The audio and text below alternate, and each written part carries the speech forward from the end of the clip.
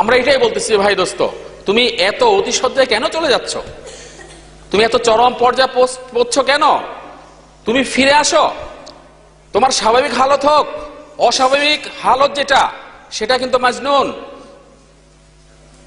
অস্বাভাবিক যদি কোনো হালত হয় তাহলে সেটাকে কি বলে? পাগল বলে না? পাগল বলে না? তাহলে ওই পাগলের সময় কোনো কথা বললে সেটা কি ধর্তব্য? পাগলের কোনো নামাজ, কোনো সালাত সিয়াম আছে?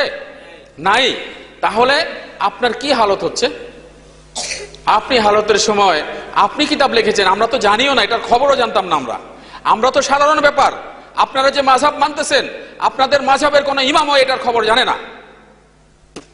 মাযহাবের ইমাম আবু হানিফা রহমতুল্লাহ আলাইহি এটা কি জানে আপনারা যে এই তাসাউফ আবিষ্কার করেছেন?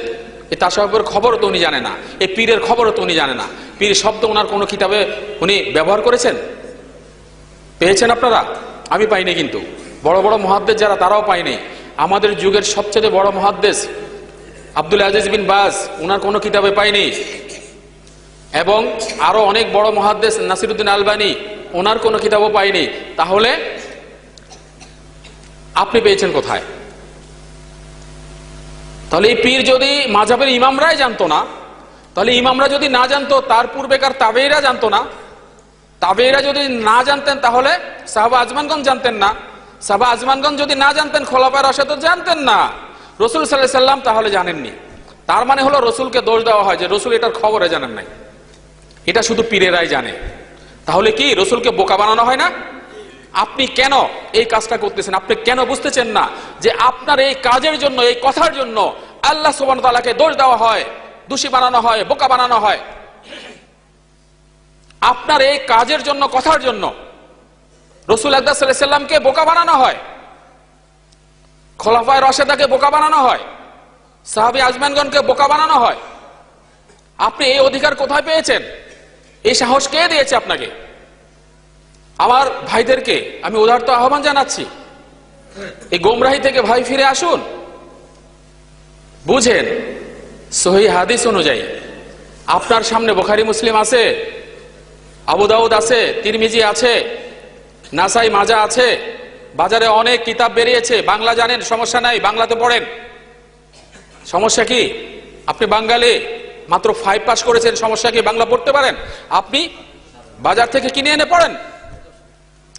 আপনি সহিহ এবং গলত এটা আপনি এইভাবে বিভেদ করতে পারবেন।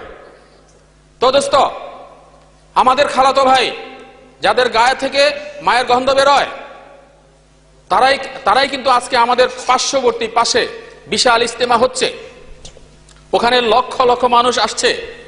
তো দোস্ত, ও আচ্ছা আচ্ছা, ঠিক আছে ইনশাআল্লাহ। তো দোস্ত, তারা বলতেছে যে এটাই একমাত্র বুনিয়াদ। বুনিয়াদ কি? বুনিয়াদ কি জানেন? বুনিয়াদ শব্দের অর্থ হলো শিকড়, স্তম্ভ, কিবা ফাউন্ডেশন। মানে ওনারা বলতেছে, আমাদের খালতো ভাইরা বলতেছে যে এটাই হলো বুনিয়াদ, এটা ছাড়া আর কোনো কাজ নাই। তাহলে এটা ছাড়া যদি কাজ না থাকে, তাহলে এটা তো রাসূলের কাজ হতে হবে নাকি? এটা আমরা জানি যে এটা তোমাদের ইমাম মাওলানা ইলিয়াস সাহেবের কাজ। 3 দিন 3 চিল্লা, 1 সাল, রোজানা গাছ, 5 কাজ। রাসূল আকরাম সাল্লাল্লাহু আলাইহি সাল্লামের কোন সাহাবী এই খবর জানতেন না, আমরা কোন হাদিসে পাইনি।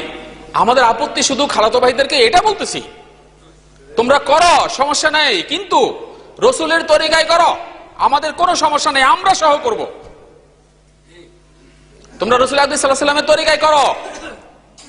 আজকে আমাদের পার্শ্ববর্তী তোমরা যেখানে অবস্থান করতেছো কিবা করবে, আমরা তোমাদের সাথে যে তোমাদের পরিসর আরো বাড়িয়ে দিতাম, কিন্তু আমাদেরকে ওই সুযোগ তোমরা দাওনি।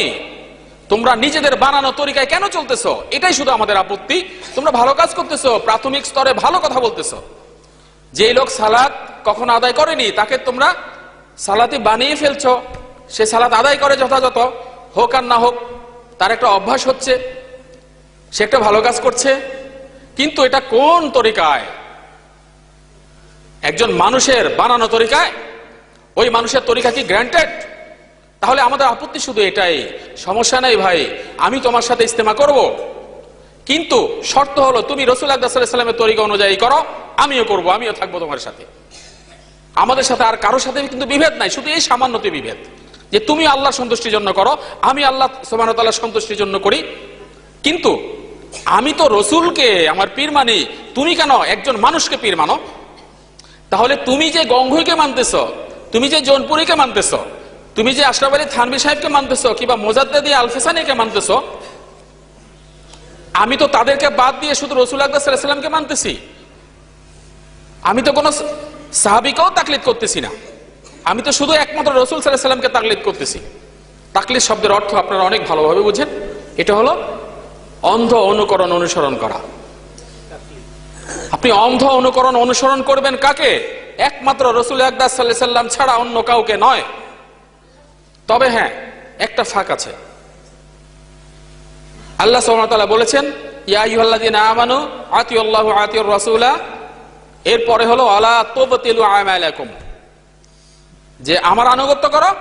আল্লাহ সুবহানাহু ওয়া তাআলা বলতেছেন আমার আনুগত্য করো এবং আমার রাসূলের আনুগত্য করো, এই ছাড়া অন্য কারো আনুগত্য করে তোমাদের আমলগুলো নষ্ট করে দিও না। আর রাসূল বলতেছেন ফাআলাইকুম বিসুন্নতি ওয়া সুন্নাতুল খুলাফায়ে রাশিদিন, যে আমার সুন্নাত, আমার পদ্ধতি এবং খোলাফায়ে রাশিদার পদ্ধতি মানা তোমাদের জন্য জরুরি। তাহলে এখানে খোলাফায়ে রাশিদ, এটা সহিহ হাদিস, আমরা সবাই জানি। তাহলে খোলাফায়ে রাশিদা পর্যন্ত রাসূল সাল্লাল্লাহু আলাইহি ওয়াসাল্লাম অনুমোদন করেছে, আপনি তো সেটাও মানতেছেন না। আপনি যে কাজ করতেছেন, যদি খোলাফায়ে রাশিদার এই কাজের সাথে মিলে যায় সমস্যা নাই, আমরা আপত্তি করব না, আমরা অজ্ঞ না, মূর্খ না।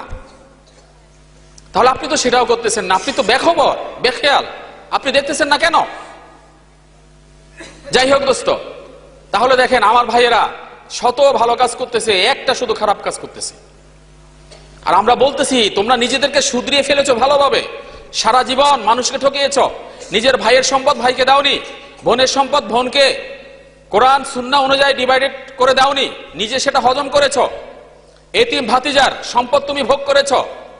এখন তুমি নিজের পাপ ঢাকার জন্য 3 চিল্লায় 1 শাল দিয়ে তুমি নিজেকে শুধরাতে চাও? এত সহজ ব্যাপার?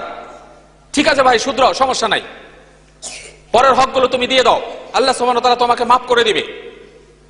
কিন্তু তুমি যেই তরিকায় চলতেছো সেটা রাসূল আকরাম সাল্লাল্লাহু আলাইহি ওয়াসাল্লামের তরিকা হতে হবে।